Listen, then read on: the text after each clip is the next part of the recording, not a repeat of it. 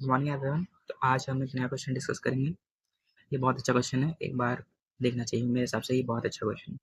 ठीक, ये कैपेसिटेंस के कॉन्सेप्ट है इसके अंदर, और थोड़ा सा आरसी सर्किट का भी है, तो उसको भी थोड़ा देखते हुए हम लोग इसको सॉल्व करने की कोशिश करेंगे। तो मैं चाहूँगा कि एक बार आप इसको एक बार फिर से सॉल्व करके ट्राई कर लें और फिर इसका सोल्यूशन देखें। ठीक, एक बार आप तक ट्राई कर लिया होगा तो इसका सोल्यूशन क्या है वो मैं बताता हूँ। तो आपको क्या करना है, तो इस क्वेश्चन में कहा क्या गया है, at t equals to 0 charge on capacitor is Q naught. ध्यान से, ये बहुत इंपॉर्टेंट लाइन है। वो बोल रहा है कि t बराबर 0 पर, एक एक वर्ड, क्वेश्चन के एक एक वर्ड का बहुत मीनिंग होता है अपने। तो क्या कह रहा है, एट t बराबर 0 charge on capacitor Q not, मतलब कैपेसिटर के अंदर कुछ एनर्जी स्टोर्ड है। ठीक, जब स्विच एस क्लोज हुआ तो हीट लॉस मुझे बताना है इस वाले रजिस्टर से कितना हुआ। ठीक, अब मेरी बात थोड़ा ध्यान से सुनो, मैं क्या कह, t बराबर 0 पर इस पे कुछ चार्ज है, और यही चार्ज हीट के तरीके पूरे सर्किट से डिसिपेट होगा, मतलब अलग अलग डिस्टेंस से डिसिपेट होगा, निकलेगा। ठीक, कोई कुछ आर से निकलेगा, कुछ 2R से निकलेगा, कुछ 3R से निकलेगा। ठीक, तो अभी के लिए मैं बोल दे रहा हूँ कि जो टोटल हीट जो डिसिपेट होने वाली है उसकी जो वैल्यू होगी वो होगी Q²/2C। गलत बोल रहा हूँ भाई, जितना चार्ज होगा कैपेसिटर पे उतना ही हीट डिसिपेट होगी, है ना। अब दूसरी बात, ये सारा कर्म कांड हम t बराबर 0 पे करते हैं, तो इस समय क्या होगा, जो कैपेसिटर जो होगा वो शॉर्ट होगा। तो हमारा जो सर्किट है वो किस तरीके दिखेगा, हमारा सर्किट कुछ इस तरीके से दिखेगा।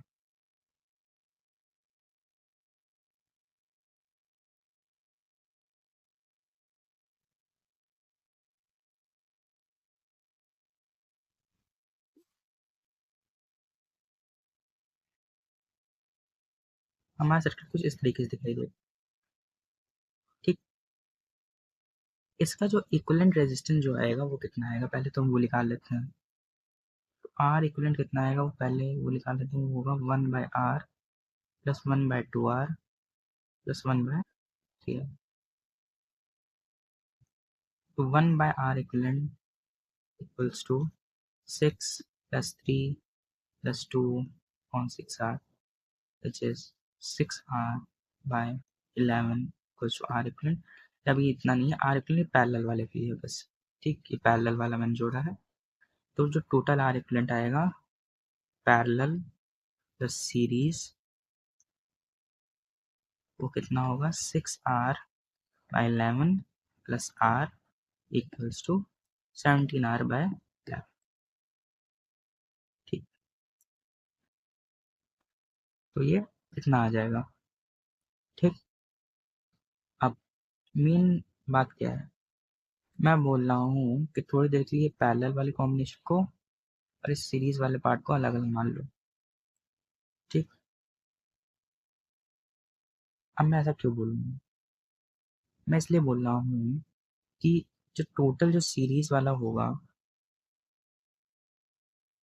जो टोटल सीरीज वाला होगा, और ये जो पैरेलल का तुम इक्विवेलेंट करके जो तुम लाए यहाँ पे,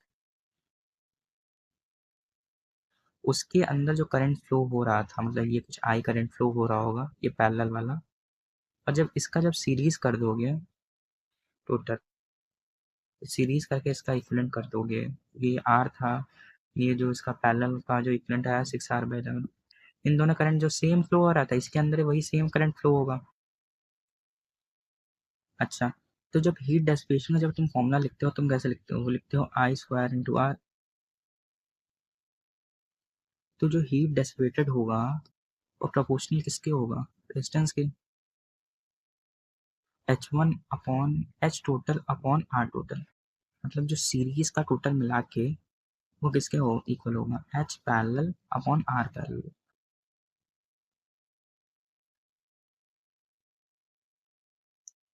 मतलब जो हीट टोटल पूरे सिस्टम से जो डिसिपेट हुआ है वो किसके प्रोपोर्शनल होगा? टोटल रेजिस्टेंस के, जो पूरा जो रेजिस्टेंस है टोटल सर्किट का, ठीक, उसको ये मैं बराबर कर सकता हूँ, क्योंकि जो करंट है वो दोनों में सेम है, मतलब आर इक्विवेलेंट में भी सेम है और पैरेलल कॉम्बिनेशन या नेट में भी सेम है। तो टोटल जो पैरेलल कॉम्बिनेशन है, टोटल से कितना हीट डिसिपेट हुआ है, मतलब जो ये जो पूरा पार्ट है, ये जो पूरा पार्ट है, इससे टोटल कितनी हीट डिसिपेट हुई है, इसकी वैल्यू मैं निकाल सकता हूँ। तो ये मुझे रेजिस्टेंस की जो वैल्यू मेरी कितनी आ रही थी, वो आ रही थी 17R into 11 heat dissipated in parallel combination. Resistance of parallel was 6R into 11. ये काट दो तो ये हो जाएगा 6 heat total dissipated on 17 equals to heat dissipated in parallel combination. ठीक, अब इसके बाद हमको पता क्या चल गया, हमको इससे पता चल गया कि जो ये पैरेलल वाला कॉम्बिनेशन है, ये जो पैरेलल वाला पार्ट है, इसके अंदर जो टोटल हीट डिसिपेट हुई थी उसकी वैल्यू है 6 heat total dissipated upon 17 joules. ठीक, अब फिर से हम हीट का एक फॉर्मूला जानते हैं, वो होता है V²/R। अब यहाँ देखो, इन सब के अक्रॉस जो है वोल्टेज जो है वो सेम है, मतलब पोटेंशियल डिफरेंस इन दोनों के सबके बीच में जो है वो सेम है। तो जो टोटल, अगर मैं इन दोनों का नेट निकालूं, तो नेट ये वाला जो होगा, इसके अक्रॉस जो पोटेंशियल डिफरेंस होगा, इस वाले वायर के अक्रॉस जो पोटेंशियल डिफरेंस है वो सेम होगा। तो इनके अक्रॉस जो हीट का डिसिपेशन होगा उसको मैं कैसे लिख सकता हूँ, हीट डिसिपेशन पैरेलल रेजिस्टेंस का जो total equivalent of parallel combination, heat dissipation 3R into resistance of 3R।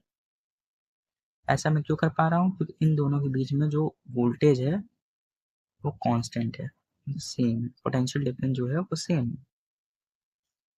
चाहे मैं इसके अक्रॉस देख लूँ, चाहे मैं 3R के अक्रॉस देख लूँ, चाहे मैं इन पैरेलल कॉम्बिनेशन इक्विवेलेंट के अक्रॉस देख लूँ, वो सेम ही आएगा। तो इस हिसाब से अगर मैं जाऊँ तो ये हो जाएगा 17 और टोटल रेजिस्टेंस का जो इक्विवेलेंट है वो कितना था, 6R/11। हीट डिसिपेशन 3R मुझे निकालना है, resistance of 3R is 3R, ये कट गया। अच्छा, टोटल हीट डिसिपेट कितनी होगी, जितना भाई तुम्हारे कैपेसिटर में चार्ज होगा उतनी ही तुम्हारी टोटल हीट डिसिपेट होगी, मतलब कितना एनर्जी स्टोर थी कैपेसिटर में, वो स्टोर थी Q²/2C। और Q की वैल्यू मुझे दे के रखी है 15 माइक्रोजूल्स। तो 15 इंटू 15 इंटू 10⁻⁻12 अपॉन कैपेसिटेंस की वैल्यू कितनी है, 6 इंटू 187 इंटू 10⁻⁻6 माइक्रो, ये नीचे इंटू 10⁻⁻6 माइक्रो। तो अगर मैं यहाँ पे इस वैल्यू को प्लग इन कर दूँ,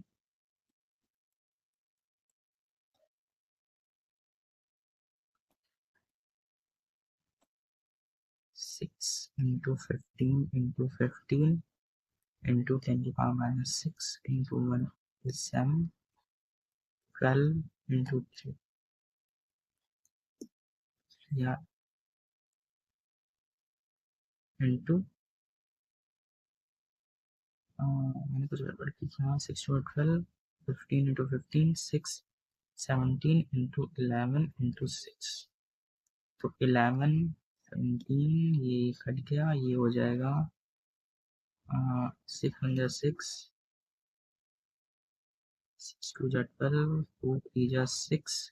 तो जो मेरा फाइनल आंसर है वो कितना आएगा, 225 एंड 10⁻⁻6 माइक्रोजूल्स हीट डिसिपेट होगी H3R से।